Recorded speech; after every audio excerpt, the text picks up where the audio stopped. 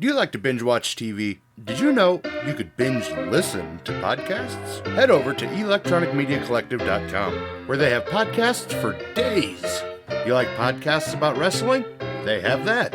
Do you like podcasts about TV and film? They have that. Do you like podcasts about horror? EMC has that too. Do you like comedy? Do you like books? Guess what? They've got you covered. Head over to electronicmediacollective.com. Pick your favorite podcast today. This is a warning to all living mortals. Moose will release 13 of the most terrifying interviews of horror unto the world.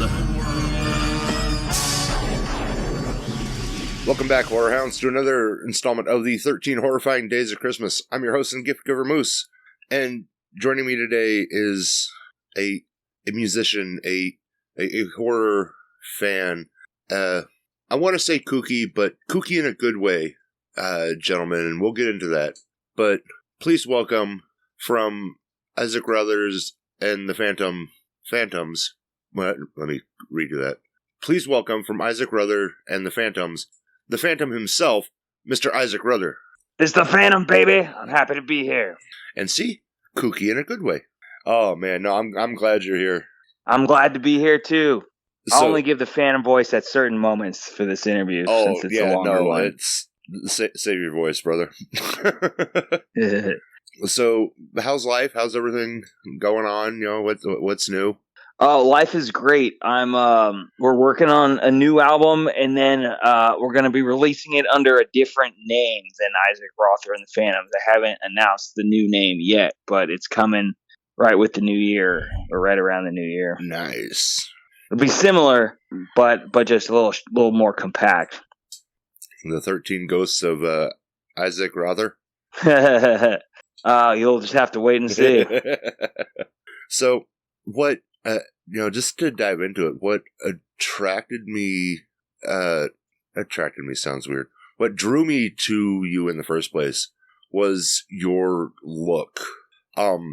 Your look and sound kind of reminds me of what, like, if Eddie from Rocky Horror Picture Show had a band. Cool. Thank you. Well, yeah, I've always felt having a unique look is an important part of being a performer, and most of my favorite performers and people I admire, it's like you almost knew it was going to be good before you even heard it because they look so cool. Well, yeah, I mean, when you put the time into the presentation, you know, it's you have to think that, okay, they definitely put some time into their talent as well. It's not just, oh, they're going to go out and look pretty, you know. Yeah, well, you'd hope. Yeah. So, well, let's go back to when you got your what piqued your interest. You found music and horror right around the same time. Well, not found music, but got hooked on like rock and roll and horror right in like a really good, I want to say, era of both. Because if I read it correctly, what kicked all this off for you was the 13 Ghosts of Scooby-Doo and Wipeout. Yeah, wow, nice research. Yeah, I mean, I definitely, I was so young getting into that stuff, but so the chronology is not 100% crisp, but I definitely loved Scooby-Doo and the spin-off 13 Ghosts of Scooby-Doo, which of course has the character Vincent Van Ghoul, played by Vincent Price. And I just loved songs like Wipeout and Wooly Bully and Great Balls of Fire, which, as I became a musician, I sort of realized, well, those are all kind of blues-based songs, but you don't think about that stuff if you're just hearing it. But I love that like high-energy, exciting, kind of simple type of song as a kid. And kids are, not pretentious. It's not like, oh, I'm listening to this because it's what, is cool right now. I mean, I guess kids do get into things like that when they're older, but when kids are first like 5, discovering 6, music, 7, there's no pretension. Yeah, no, it's when kids are first discovering music. I'd say it's, oh, this is cool. This is energetic. Like, my daughter really latched on to the Trashmen when she was about that age. Oh, cool. So yeah, I mean, what's not to love about the Trashmen? Right. So same thing, high energy, just it's fun too. It's like you don't have to one thing that I almost feel like something sucks if someone has to explain to you why it's good. If someone's like, oh, this is good because it's hard to do. It's like, who cares? It should be like self-explanatory that it's good. And if it's also hard to do, all the better. But I just feel like I hear sometimes things are like justified by like, oh, like you have to like, or this is so good because of like this, that, and the other thing. It's like, well, if you have to explain it, it's like a joke. If you have to explain it, it's probably not funny. If you have to explain why it's good, well, like, why not good? I'm a fan of the Beach Boys. On the surface, it sounds really easy, but sure, it's then you like kind of peel back the layers, and it's musically, it's not easy. Which is cool, but the music's still good. So it's like all the better if it's also took some serious like deep talent and whatever too, but like it doesn't necessarily. Well, I guess, but I don't know. I was gonna say like Wipeout's not hard to play, and then I'm like, well, it's got the drum part isn't so simple and whatever, but it doesn't have like complicated harmony or anything, but it's just good. It's like it doesn't need it. But if something does have more complicated harmony and is also good, can't argue with it. No, I 100% agree. And years later, you turned Wipeout, the surfer music, into and you mentioned Great Balls of Fire. You managed to take the West Coast and the South in rockabilly, and you made Ghoul Rock.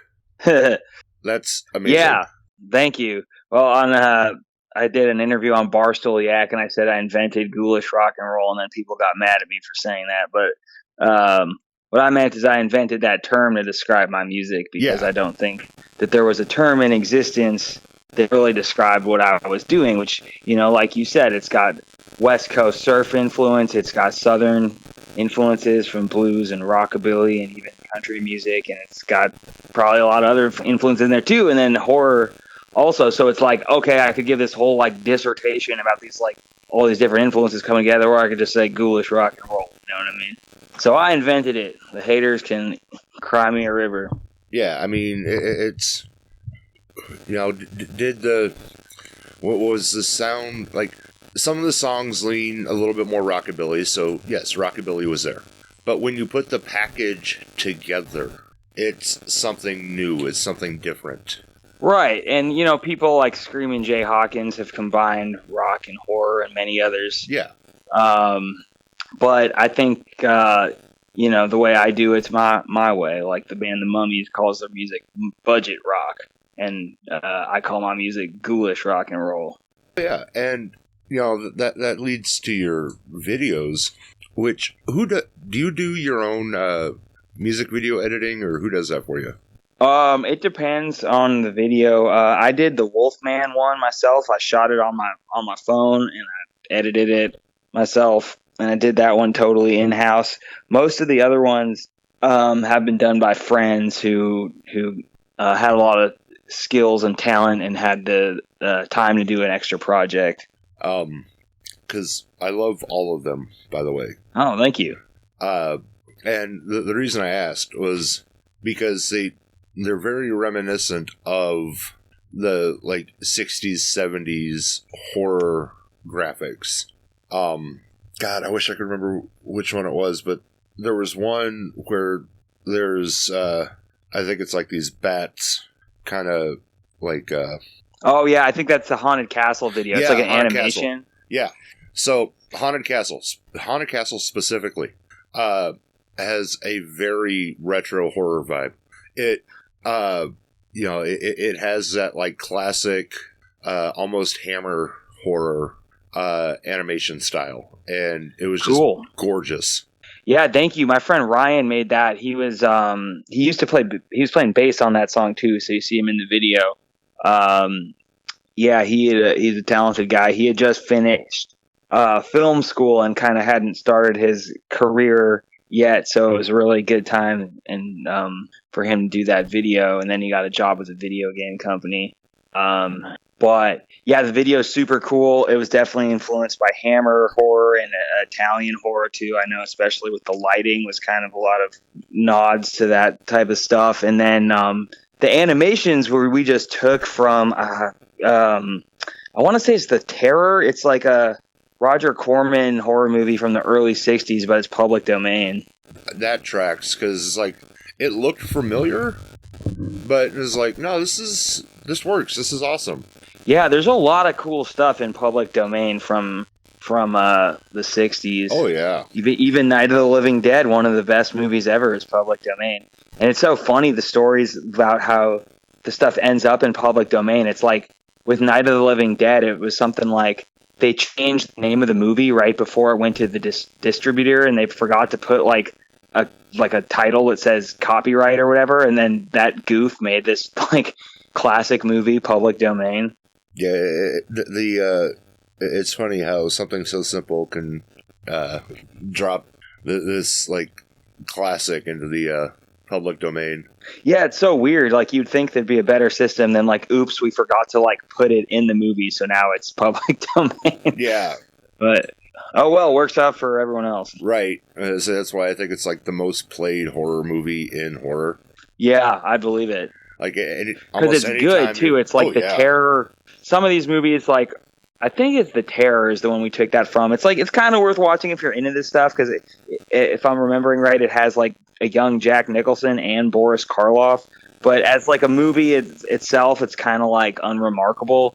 But Night of the Living Dead is one of the best there ever was, and that's public domain. So I think that's why it's the most shown, because it's exciting. It's actually, even by like modern standards, it's pretty action packed and exciting. I'm saying it still holds up. Yeah, 100%. So Romero definitely knew what the hell he was doing. Truly. I mean, I can't even think of another movie that came out before that it's just like 2 minutes into it that's horror right off the bat, and it's pretty extreme. No, I mean, you look at a lot of the movies from that era or prior, and I mean, like, I love the Universal monsters and all that, but they don't necessarily hold up as well as Night of the Living Dead. Yeah. They're fun to watch. True. The immediate action with Night of the Living Dead is like almost unprecedented, and it doesn't really let up. It's like has an intensity to it that, yeah, it's like the Universal and the Hammer ones especially. It's like creating like a vibe, and they always take a long time kind of introducing characters that are sometimes interesting, sometimes they're just like generic characters that are like the victim. Oh yeah, so they're definitely more of a slow burn, but the payoff's worth it. Yeah, whereas absolutely. Like Night of the Living Dead, it was they lit that firecracker from the beginning, and you're just chasing it. Yeah, truly. I mean, it's one of the best. I was pleasantly surprised, because I was, as I was listening to your music, I was like, this, it reminded me a lot of surfer rock legend Dick Dale. And yes, then I was one of like, my favorites. And then I saw that you had opened for Dick Dale. Yeah, definitely one of my career highlights, because I love Dick Dale. Is one of my biggest influences on the guitar, and just such an interesting guy too. And we actually got to play with him twice, and I met him. I've met him a couple times, and he has the reputation of being a bit of a dick himself, but he was always nice to me. Just such a like legendary guy, and there's so much like lore around Dick Dale. Like he owned all these nightclubs, and he had like a private zoo. He was almost like a 60s surf Joe Exotic in a way. And then he had like a Las Vegas show, or maybe it was even a Reno show at some point. And he was like an early Kempo karate expert. And then of course he was a surfer early on, and then one of the inventors of reverb, and then he played guitar upside down, and then you add to that he could play like 10 different instruments. So just really an incredible guy. And then his like the height of his career was like 4 years. It's like by like 1965, it was like that craze was over. In that time, he cemented himself as a legend. Yeah, truly. I think it was probably tough, because he I think it wasn't really until the 80s that like anyone kind of realized that his music was kind of worthwhile beyond just like some flash in the pan. It was funny, going back to like when I first came across you, I was like, all right, it's Dick Dale meets Meatloaf. This is awesome. Yeah, man, I just can't say enough about Dick Dale. It's so cool. I probably already said this, but he played guitar upside down, which is really interesting. And then he mostly just played stuff on the low string and then the high string and switched back and forth. He used the other four strings a little bit, but it was like 90% of his playing was just on one of the two strings. Definitely make life easier. Yeah, less to worry about. But it's just cool. I don't know anyone else who really played like that. And the other thing too is like I guess he used to play with a really big band probably back in the day when there was kind of more money for that. But every time I'd seen him, he was always with a trio, and he just got such a great sound that's really hard to replicate, because I've seen other people playing miserably doing Dick Dale songs, and it just isn't. It doesn't hit the way it did when he did it. You got to get everything lined up just perfect. Truly. So that takes us to the formation of your group.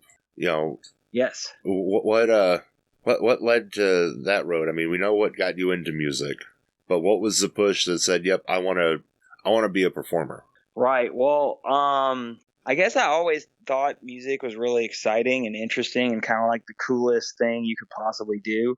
And I got really into punk rock when I was a teenager, and the kind of the vibe with punk rock is you don't have to be good, you don't have to know what you're doing.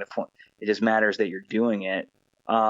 So I started singing in punk bands when I was like 14 or 15. So that's how I started performing, and I play guitar a little bit, but I wasn't like a guitar player in a band until I was older, because I wasn't really very good when I was young. But I was cool. I liked to sing in a band, but I hadn't taken the time to get good enough at guitar yet. So I started out with playing in punk bands, and then fast forward a little bit, I was kind of sick of that, because I'd been in that world for like 10 years, and it just kind of like felt like I'd seen every type of punk band a gazillion times. I wasn't super impressed or inspired by it. And then I moved to Olympia, Washington, and it was like everyone and their mom in Olympia had like a hardcore punk band. And I was just kind of like, oh, this again, like I like it. It's cool. But it was just like, I'd seen it so many times, and I'd always really loved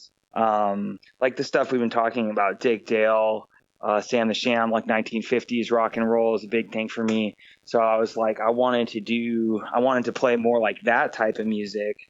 So I started a band up there with that being the name. And that's why I went with this name, Isaac Rother and the Phantoms, because it felt like kind of in line with Sam the Sham and the Pharaohs and Question Mark and the Mysterians and James Brown and the Famous Flames and all those old bands that had these kind of long such and such and the such and such names. So that was kind of the inspiration for that. But now, as I've been doing this for a long time, I'm kind of like, this long name is too clunky, it's too long, and creates too many problems. But that's kind of how the band started and sort of the early influences. And I wanted to do it anyway. It wasn't just like a reaction against everyone playing punk, but it was just like I felt like I didn't know anyone playing the type of music that I wanted to play.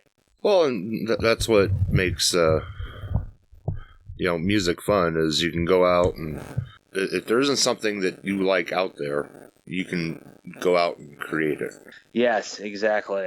Yeah, and that's kind of what I wanted to do, because I feel like there wasn't really, like I said, no one I knew was really playing this kind of music. And then on top of that, when somebody was playing something that was sort of like influenced by the stuff I was into, it was usually this really like cookie cutter kind of dull version that really like lacked the edge of someone like Jerry Lee Lewis or Little Richard, that had just this like frantic teenage, like dangerous energy. And it was like, I'd see somebody, if I, did see someone playing rock and roll, it almost sounded like rock and roll filtered through like a Disney movie or something. It was like the playing was like super perfect and the singing was super perfect, but not like gruff at all. And it just it didn't have the like excitement or edge that I like about the original music. You like more of the chaotic rock. Yeah, when it's like exciting, it's like your attention. It's cool. It's powerful. It's badass. Yeah, I'm gonna grab you from the beginning, and you're going to watch me the entire time, and you are not going to take your eyes off of me. Rock. Yeah, like I don't like casual music. Like I like a performance and people that are talented, but also like part of I do love that like I mentioned like how Wooly Bully and Wipeout and all these songs that I really liked were all kind of blues songs structurally. So I that's kind of what I like too, is I like bluesy stuff that's like a little rooted in like American musical tradition, but not just like straight that, but it's like that's kind of part of it. No, absolutely. So, of the tours you've been on, which would you say has been your favorite tour? Man, I've done so many cool ones. I've had so many good opportunities, and a lot of the opportunities I made myself. But this summer I got to do play the Midwest, some of the East Coast, and some of the South, and that was really cool. I just did it totally solo with what I call my invisible band. But that was really cool to visit all these places. I did like 16 shows in 18 days. So I really liked that one. I did 4 shows in Japan in October. That was amazing. Japan is just such a cool place. It's so different than America in so many ways, but really cool, and it's a really cool place to go to as an American, because it's like stuff that you kind of are familiar with, but then it's just like so different.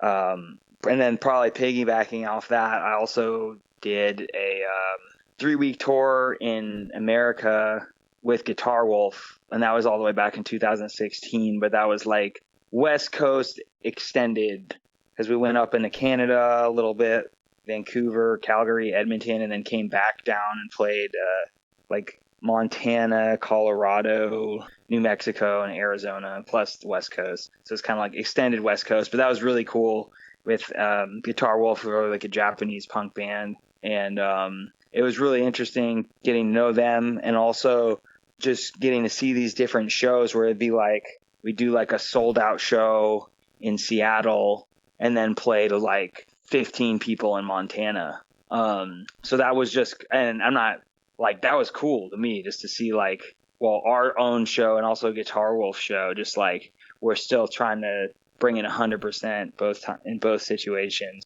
But it's also just interesting to go from like these extremes, like one night after, a few days apart. That's live music. Yeah. My day job is I work security at a music venue here in Omaha. Oh. And so, yeah, I see the ebbs and flows of crowd sizes. Sure, yeah. And it's, there's so many factors that go into, obviously, like a bigger artist draws more people, but even, like the day of the week and time of the year and stuff definitely is a huge factor too.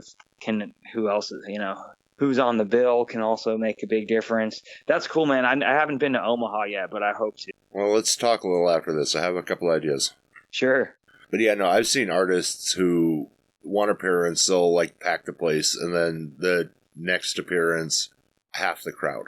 And just because, it was different day of the week.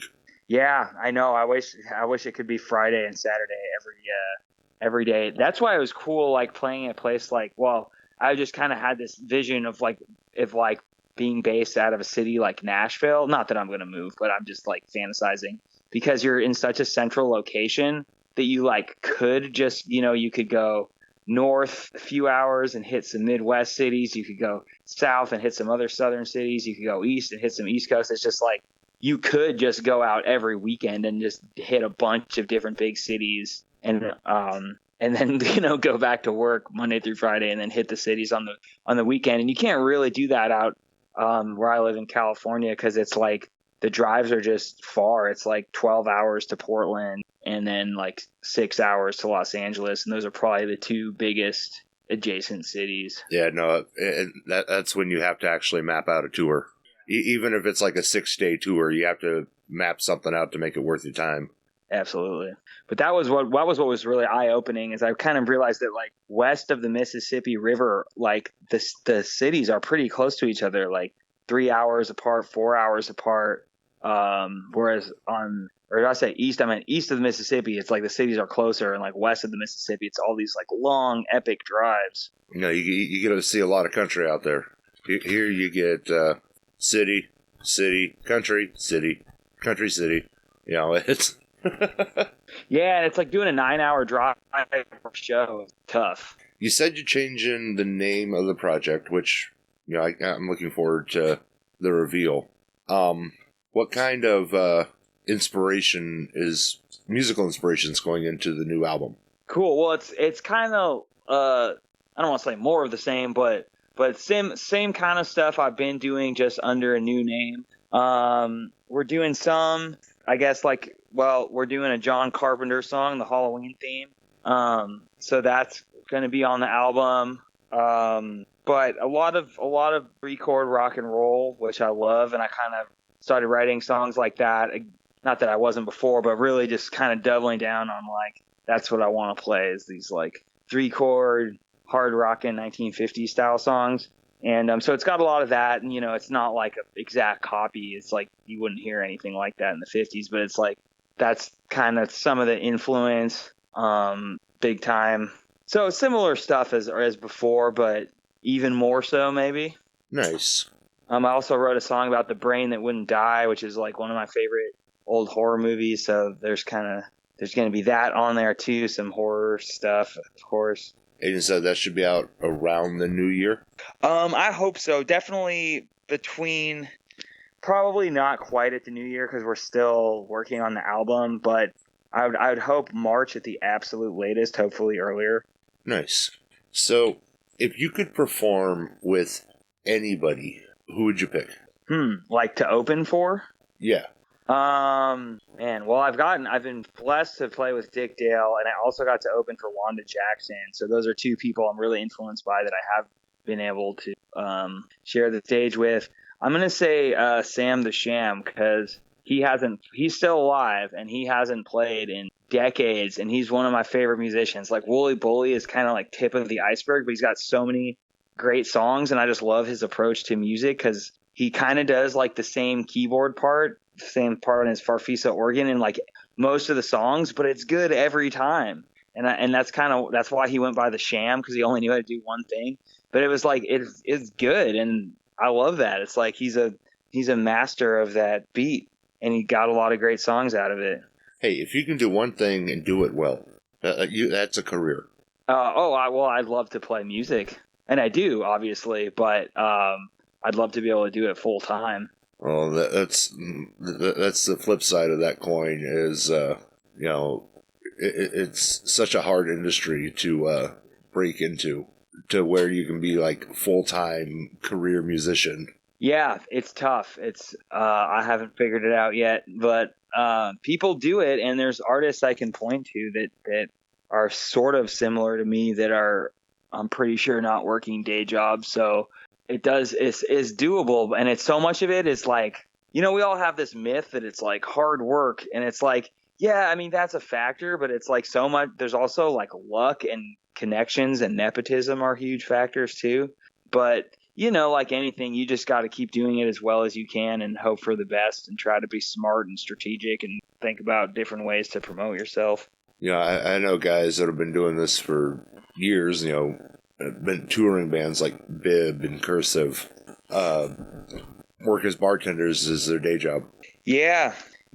I mean, it's tough, and like even like bands that are big and even like legendary musicians. I think like, well, in both, like, I was gonna say in punk rock, like I remember hearing that like the guitar player of Bad Brains like works at a grocery store, and I was like, oh man, really? Like the guitar player, like this legendary guitar player, it's like working at a grocery store? That's too bad. Not that there's anything wrong with working at a grocery store, but I'm like, this guy is like a legend, but it's like that too with most of the 50s rock guys. Like maybe the couple of the biggest ones had like careers out of it, but most of them, it was like they maybe supported themselves with music for a few years, and then it was kind of, back to the farm or whatever. And I said then it was, well, got to find a day job. Yeah. This can be a weekend dream. Yeah, that's kind of one of the interesting things about the 50s is it's like there was all this music coming out, and then it kind of went out of fashion. Nobody cared about it. But then in the 80s, especially in England, but in America too, like there became a bigger audience. So a lot of these guys, like, you know, had a second chapter to their music career. Well, I think ultimately what happened was in the 80s, a lot of it started becoming like soundtracks for some of the movies. And, Sure. you know, so it gained a younger audience, and the audience is like, who's this? Yeah, I mean, Dick Dale's maybe the ultimate example of that with like Pulp Fiction. I feel like some people just think of Miserlou as the Pulp Fiction song, which is kind of weird, but I guess, you know, it was like one of the biggest movies of all time. So I guess I can't get mad at people, but it definitely was a huge boost to Dick Dale's career, no doubt about that. Yeah, I mean, well, look at Top Gun. It basically reinvented Great Balls of Fire. Right. You know, threw that in front of an entirely different audience. Yeah, absolutely. You know, I mean, the same things happened in like the last 15 years with Elvis songs, with like anything that The Rock's been in. Sure. And then, you know, even like the Cramps were in like Wednesday, and then also one of the Halloween movies. So it's like, you know, a little too late for them to get any credit, but it's just funny when that happens. It's like things get acknowledged like way too late, but better late than never. But now it's becoming one of the most covered songs at shows. Goo Goo Muck? Yep. Yeah, that's funny, and because it's a cover of a cover of a cover. You heard the original? Yeah. Yeah. That's a funny thing too, is when it's like a cover gets popular and then people cover the cover. Well, and there are times where, yeah, the cover is just more popular than the original. Yeah, sometimes it's better. I think the original Goo Goo Muck's pretty cool, but there's definitely examples of that where the cover is better than the original. Say Johnny Cash is Hurt blew 9 Inch Nails out of the water. Yeah, there you go. I think the newer version of Sound of Silence is more menacing. I haven't even heard that. Who does that? Disturbed. Oh, really? Yeah. That's funny. It's a much darker vibe. And, like, I mean, the song itself has always kind of had that, like, dark undertone to it. Sure. But you get Disturbed's vocals and musicality to it, and it sounds eerie and just super depressing, and like it was almost like it was written for him. Written for Disturbed. Yeah. Wow. Yeah, I only know the like boo-wah song. Yeah. Yeah, no, their take on Sound of Silence is amazing. Huh, all right, I'll have to check that out. So before we put this to bed, where can listeners keep up to date with you on social medias for the new album and tours and such? My Instagram is IamThePhantom_666. That seems to be where I get the most traction on social media, but I'm also on Facebook, YouTube, and TikTok. I also have a website, IsaacRother.com, ISAACROTHER.com. Any of those places are good. Instagram is probably the most frequently. Instagram and Facebook are probably updated the most. Listeners, I'll put those links in the episode description. Go check them out. You can check me and other great podcasters out over at electronicmediacollective.com. Be sure to follow me on Facebook at Moose's Monster Mash or on YouTube at Moose Media Inc. Isaac, this is fun. Moose, thank you for having me, man. This is cool. Look forward to the new album. Thank you. I'm going to have you come back on sometime. We'll talk movies. Anytime. Make sure you guys go over and, if you haven't checked him out, check him out. He's got a lot of stuff on YouTube. The videos are cool as hell. Got a great sound. And come back tomorrow for another installment of the 13 Horrifying Days of Christmas. And until next time, Horror Hounds, mash on.